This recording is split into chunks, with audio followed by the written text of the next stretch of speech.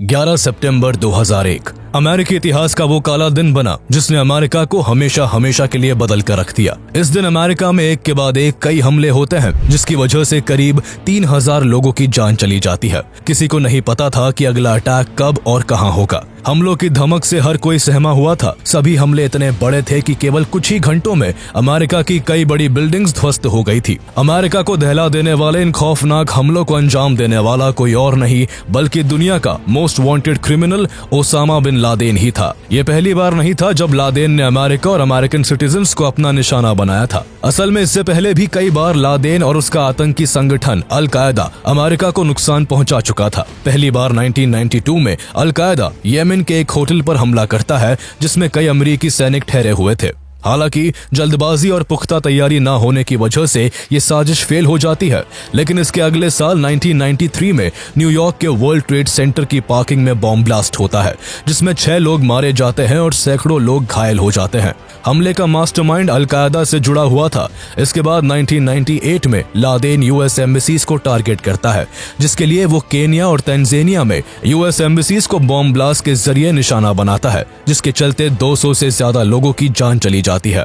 Osama bin Laden के मन में अमेरिका के लिए इस कदर नफरत भरी थी कि अभी तक ये हमले उसकी नजर में कुछ भी नहीं थे। इसलिए वो 11 सितंबर 2001 को अमेरिका में सबसे बड़े आतंकी हमले को अंजाम देता है।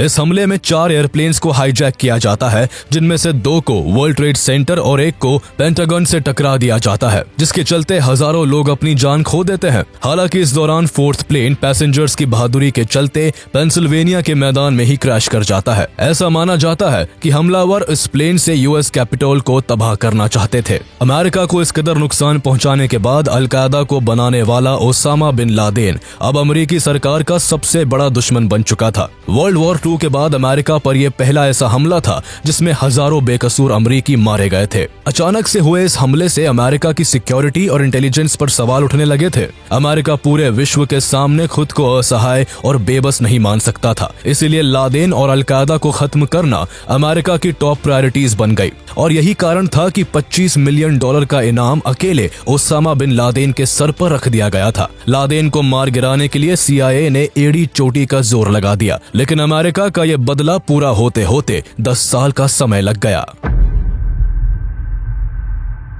अमेरिका को झकझोर देने वाली इस घटना के बीच कई साल पहले ही कोल्ड वॉर के दौरान बोए जा चुके थे। इसकी शुरुआत 1979 में अफगानिस्तान से हुई थी, जहां अमेरिका ने USSR को अफगानिस्तान से हटाने के लिए मुजाहिदीन फाइटर्स को सपोर्ट करना शुरू कर दिया और एक ऐसे इंसान को जन्म दे दिया जो अमेरिका के लिए ही सबसे बड़ा सिरदर्द बनने वाला था। ये शख्स कोई और नहीं बल्कि अमेरिका का सबसे बड़ा दुश्मन ओसामा बिन लादेन ही था। ओसामा बिन लादेन सऊदी अरब के एक अमीर परिवार से था। उसकी पढ़ाई लिखाई भी काफी अच्छे ढंग से हुई थी। एक बड़े बिजनेस परिवार से आने के बावजूद लादेन हमेशा से ही कंजर्वेटिव थॉट्स की एडवोकेसी करता था। जैसे जैसे वो बड़ा होता गया, उसके प्रो इस्लामिक थॉट्स ने उसे बहुत ही ज्यादा रैडिकल बना दिया था। लादेन इस्लामिक टीचिंग्स को सबसे बेहतर समझता था। उसे लगता था कि इस्लाम ही एक धर्म होना चाहिए और शरिया कानून की व्यवस्था से ही सोसाइटी चलनी चाहिए। लादेन हमेशा से ही वेस्टर्न कंट्रीज को इस्लामिक कल्चर को डिस्ट्रॉय करने के लिए ब्लेम करता था। उसने हमेशा वेस्टर्न कंट्रीज खासकर अमेरिका को इस्लामिक देशों और इस्लाम का दुश्मन माना था। इजराइल और पैलेस्टाइन वॉर में भी अमेरिका हमेशा ही अरब कंट्रीज के खिलाफ इजराइल का साथ देता रहा। इन बातों से लादेन हमेशा चिढ़ा रहता था। लादेन के लगातार USA से बढ़ती नफरत ने इसे इस्लामिक एक्सट्रीमिस्ट ग्रुप से जोड़ दिया। इसके भाषण और इसका फाइनेंशियल सपोर्ट कई इस्लामिक देशों में पहुंचने लगा और इसका इन्फ्लुएंस भी एक्सट्रीमिस्ट इस्लामिक ग्रुप्स के बीच में काफी बढ़ गया था। 1990 और 1991 के गल्फ वॉर में अमेरिका ने जब इराक पर हमला किया तो ओसामा बिन लादेन ने इसे इस्लाम धर्म पर एक चोट की तरह लिया। अमेरिका का मुस्लिम देशों में बढ़ता इन्फ्लुएंस लादेन को पसंद नहीं आ रहा था। खास तौर पर वह कुवैत, सऊदी अरेबिया और सोमालिया जैसे मुस्लिम देशों में अमेरिकन इंटरवेंशन को बढ़ता देख रहा था। ऊपर से अमेरिका का इजराइल को सपोर्ट करना भी उसकी नजर में इस्लाम के प्रति हेट्रेड का सबूत था। ऐसे में Osama bin Laden anti America हो गया। पहले तक जो लादेन अमेरिका के साथ मिलकर सोवियत यूनियन के खिलाफ लड़ रहा था, अब उसने अमेरिका के खिलाफ ही अपना रुख कर लिया। 1979 में जब अफगानिस्तान में यूएसएसआर के ट्रूप्स वहां की कम्युनिस्ट गवर्नमेंट को सपोर्ट करने की कोशिश कर रहे थे, तभी से लादेन ने मुजाहिदीन को फाइनेंशियल सपोर्ट पहुंचाना शुरू कर दिया था, जिसका मकसद अफगानिस्तान में सोवियत यूनियन के बढ़ते इन्फ्लुएंस को रोकना था। इन दिनों अमेरिका अफगान के नौजवानों को मुजाहिदीन बनने की ट्रेनिंग दे रहा था और उन्हें हर तरह से सपोर्ट कर रहा था, जिससे कि वो यूएसएसआर को अफगानिस्तान से बाहर कर सके। लेकिन तब अमेरिका को इस बात का अंदाजा नहीं था कि उनकी ये हरकत इस्लामिक देशों में जिहाद के नाम पर वायलेंस फैलाने वालों के लिए कितना बड़ा मॉरल सपोर्ट प्रदान करेगी। उन दिनों लादेन भी मुजाहिदीनों से जुड़ा हुआ था और जिहाद को प्रमोट कर रहा था।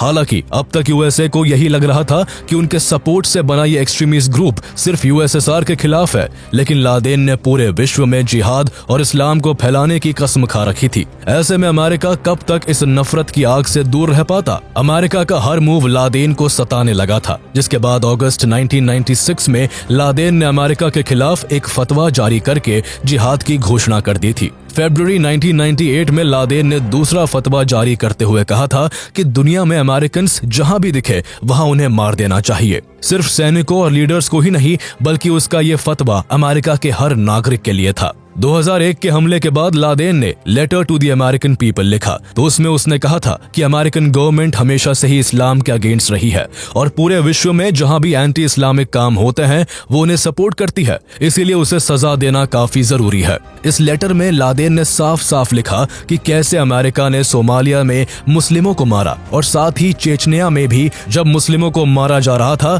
तब भी अमेरिका ने रूस को सपोर्ट किया था। इसके अलावा भी उसने कई ऐसे मुद्दों के बारे में लिखा जिसकी वजह से उसकी अमेरिका के लिए नफरत बढ़ती चली गई।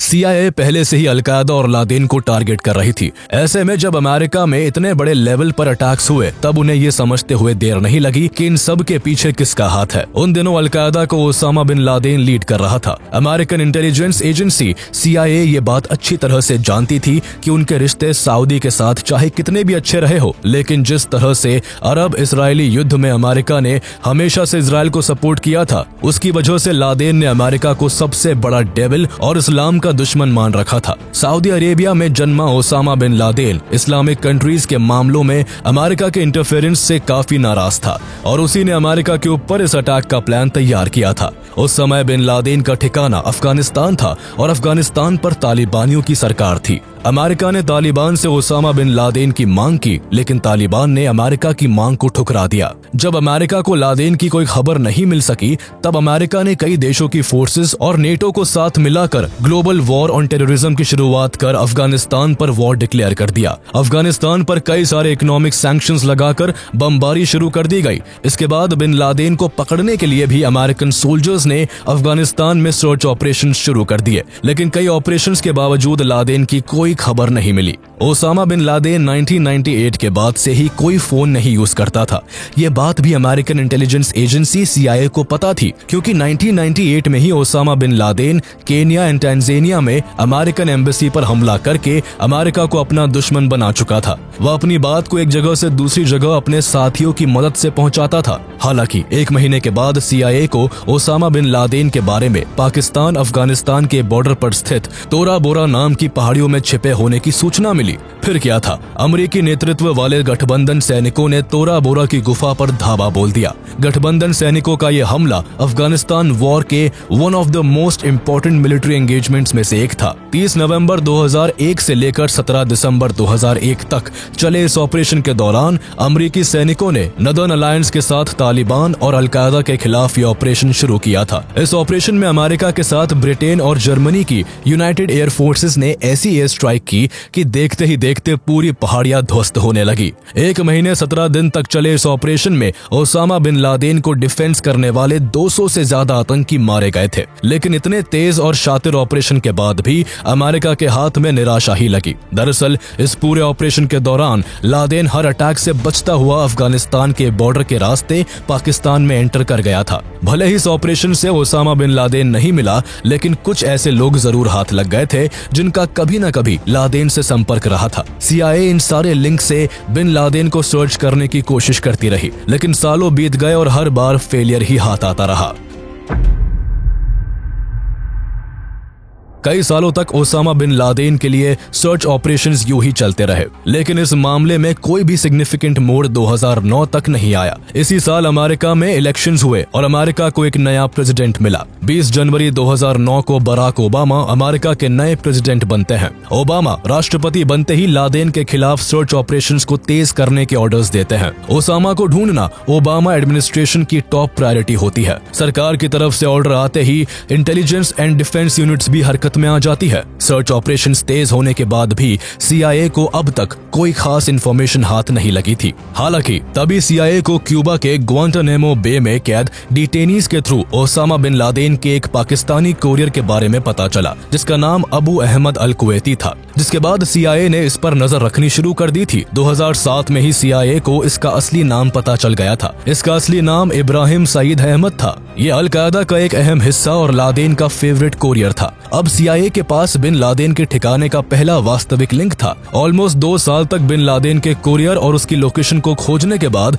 2009 में CIA को इस आदमी के बारे में ये भी पता चला कि ये पाकिस्तान के अबोटाबाद में रहता है। लेकिन इसी बीच दिसंबर 2009 में एक बार फिर अमेरिकन इंटेलिजेंस एजेंसी के साथ ऐसा इंसिडेंट हुआ जिसने पूरे अमेरिका को झकझोर के रख दिया। दरअसल अफगानिस्तान और पाकिस्तान बॉर्डर के पास लोकेटेड अफगानिस्तान के खोस्त प्रोविंस में CIA ने अपना base camp and check point बनाया हुआ था। इस बेस कैंप से CIA पूरे इलाके पर नजर रखती थी। ड्रोन से पाकिस्तान के बॉर्डर के अंदर क्या हो रहा है ये भी पता चलता रहता था। 30 दिसंबर 2009 को जब सारी दुनिया एक नए साल की आस में जाग रही थी, तो उसी दिन एक तालिबानी सुसाइड बॉम्बर ने खुद को चेक पॉइंट के पास ही ब्लास्ट कर लिया। इस ब्लास्ट में 7 CIA ऑपरेटिव की जान चली गई। इस घटना ने अब अमेरिका के सबर के सारे बांध तोड़ दिए थे और अब तक जो ऑपरेशन धीरे धीरे चल रहा था उसे पूरा करने के लिए CIA ने एड़ी चोटी का जोर लगा दिया था। अगस्त 2010 तक CIA ऑपरेटिव ने अल कुवैती का पीछा किया, जिससे वो फाइनली उसके अबोटाबाद रेजिडेंस तक पहुंच ही गए। अगले 1 साल तक CIA ऑपरेटिव अल कुवैती का पीछा करता रहा।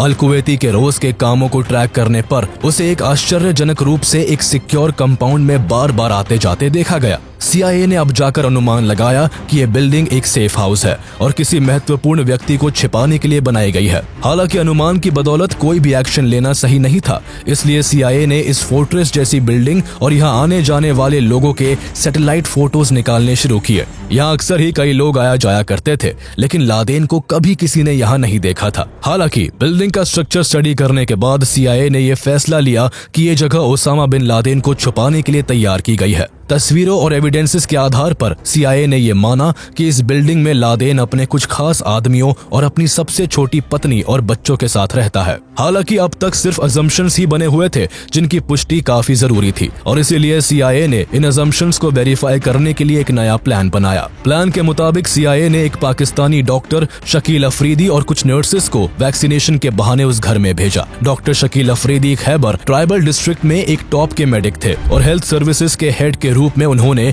कई US फंडेड वैक्सीनेशन प्रोग्राम की देखरेख भी की थी, जिस कारण जब CIA ने उन्हें बिल्डिंग में घुसने का टास्क दिया तो उन्होंने वैक्सीनेशन प्रोग्राम का बहाना बनाकर अबोटाबाद के गैरिसन टाउन में एक गवर्नमेंट एम्प्लॉय के रूप में एंटर किया, जहां पाकिस्तानी मिलिट्री की नाक के नीचे ओसामा बिन लादेन छिप कर रह रहा था। अब CIA के प्लान के हिसाब से वैक्सीनेशन के बहाने कुछ नर्सेज अबोटाबाद कंपाउंड में जाकर वहां रह रहे बच्चों का ब्लड सैंपल लेती, जिससे उन ब्लड सैंपल की मदद से DNA टेस्ट करके यह पता लगाया जा सकता है कि बिल्डिंग में रह रहे बच्चों या लोगों का बिन लादेन से कोई रिलेशन है या नहीं। इस फेक वैक्सीनेशन प्रोग्राम के बाद डॉक्टर शकील CIA की कितनी मदद कर पाए ये तो किसी को नहीं पता चला, लेकिन बिन लादेन के मरने के 20 दिन बाद 23 मई 2011 को डॉक्टर शकील को पाकिस्तानी इंटेलिजेंस एजेंसी ISI ने कस्टडी में ले लिया। इसके बाद CIA को हेल्प करने के आरोप में उन्हें 33 साल की सजा दे दी गई।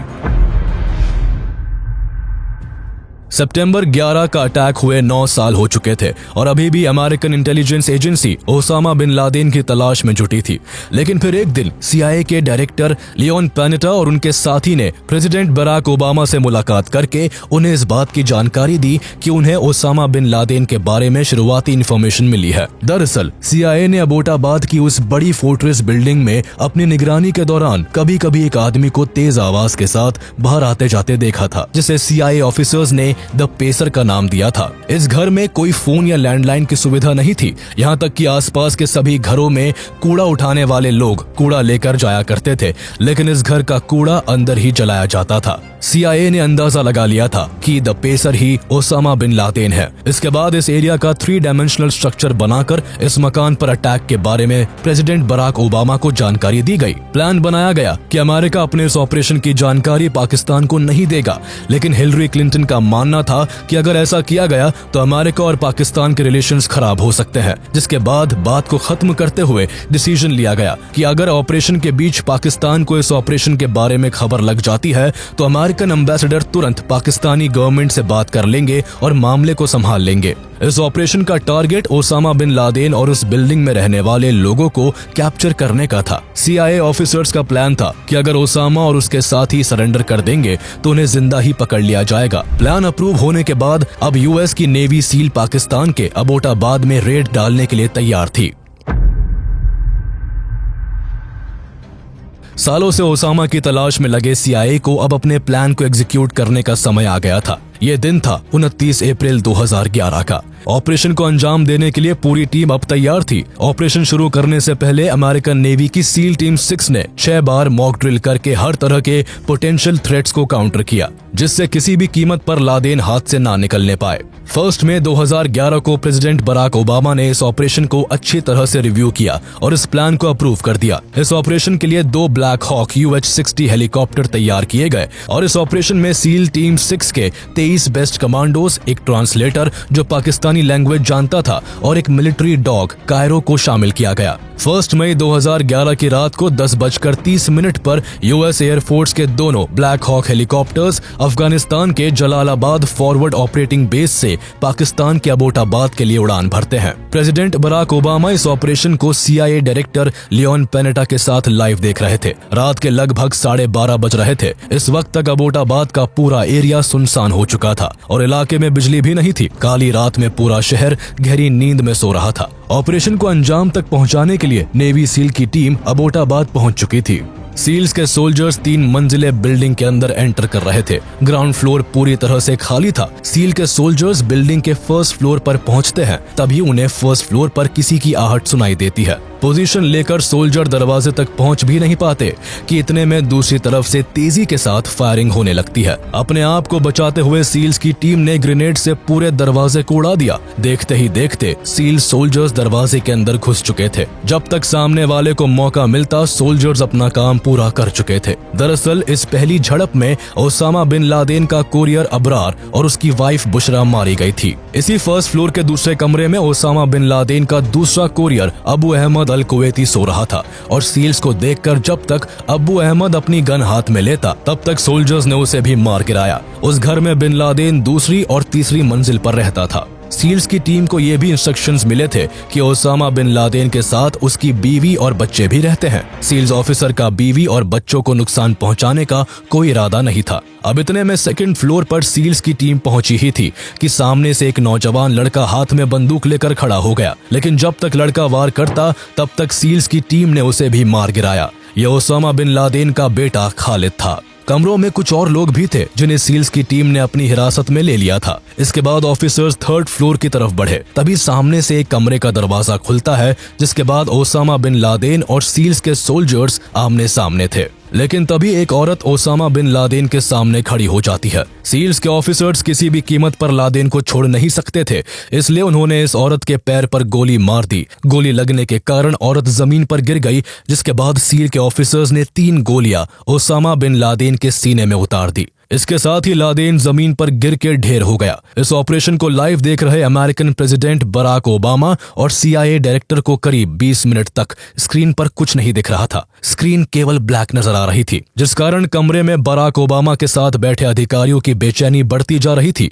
40 मिनट चले इस ऑपरेशन के बाद सुबह 1 बजे स्क्रीन पर CIA director Leon Panetta president से कहते हैं कि enemy killed in action. Finally operation का मेन मकसद पूरा हुआ और इस ऑपरेशन में ओसामा बिन लादेन के अलावा 4 और लोग मारे गए। ओसामा बिन लादेन का बेटा खालिद, कोरियर अबू अहमद अल कुवैती, अबू का भाई अबरार और अबरार की वाइफ बुशरा। ओसामा की मौत की खबर सुनने के साथ ही बराक ओबामा से लेकर रूम में बैठे सभी अधिकारियों में खुशी की लहर दौड़ उठी। लेकिन अभी खुशी के इजहार का वक्त नहीं था। अब इंतजार था अमेरिकन फोर्सेस का पाकिस्तान से वापस लौटने का। लेकिन कुछ समय बाद बिना किसी नुकसान के सील के सभी मेंबर सही सलामत अपने बेस पहुंच गए, वो भी ओसामा की डेड बॉडी के साथ। इस ऑपरेशन के दौरान अमेरिका ने पाकिस्तान से किसी भी प्रकार का कम्युनिकेशन नहीं किया था। जॉइंट चीफ स्टाफ के चेयरमैन माइकल म्यूलिन ने पाकिस्तान के आर्मी चीफ अफशक परवेज कयानी को सुबह 3 बजे फोन करके इस ऑपरेशन की जानकारी दी थी। सुबह प्रेसिडेंट बराक ओबामा ने दुनिया को एड्रेस करते हुए बताया कि अमेरिका ने ओसामा बिन लादेन को मार गिराया है। Tonight, I can report to the American people and to the world that the United States has conducted an operation that killed Osama bin Laden, the leader of Al-Qaeda. Osama bin Laden की मौत के 4 दिन बाद 6 मई को al Qaeda ने अपनी website के माध्यम से ओसामा बिन लादेन की मौत को कंफर्म किया। साथ ही साथ ये कसम भी खाई कि अलकायदा अमेरिका से इसका बदला जरूर लेगा। कुछ दिन बाद ओसामा बिन लादेन की बॉडी को समुद्र में बहा दिया गया, क्योंकि सऊदी और अफगानिस्तान दोनों देशों ने ही लादेन की बॉडी लेने से इनकार कर दिया था। जिंदगी भर धर्म युद्ध के नाम पर जिहादी बनने वाले लादेन को अंतिम वक्त पर जनाजा भी नसीब नहीं हुआ। पाकिस्तान के प्राइम मिनिस्टर यूसुफ राजा ने जांच के लिए एक कमीशन बनाया, जिसने जांच की रिपोर्ट में पाकिस्तान के अंदर ओसामा बिन लादेन के छिपे रहने के पीछे पाकिस्तान की इंटेलिजेंस एजेंसी का फेलियर बताया था। और इस तरह ओसामा बिन लादेन को अमेरिका ने फाइनली खत्म कर दिया।